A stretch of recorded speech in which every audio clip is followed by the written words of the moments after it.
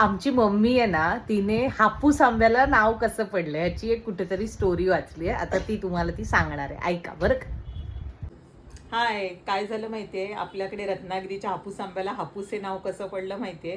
एकदा आहे ना, म्हणजे खूप वर्षापूर्वी ना, एप्रिल महिन्यामध्ये ना एक धुळीचं खूप वादळ आलं होतं आणि त्या वादळामध्ये सगळ्या शेतामध्ये वगैरे भरपूर धूळ जमा झाले होते. आणि एप्रिल मे म्हणजे आंब्याचं सीझन आणि त्यावेळेला मग ते फळं भाज्या याच्यावरती एवढी धूळ जमा झाली आणि आंबा म्हणजे जे आंबा विक्रेते ते आंबा विकायला पाठवतात, तर एवढा धूळ जमा झालेला हा आंबा कसा ते पाठवणार ना विकायला.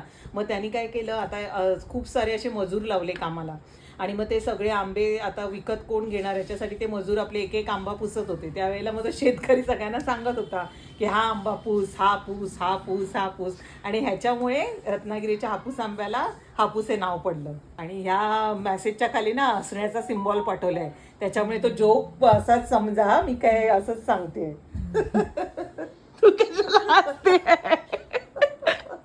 कळलं? आता तुम्हाला खरं उत्तर माहिती असेल तर तुम्ही सांगा. बाय.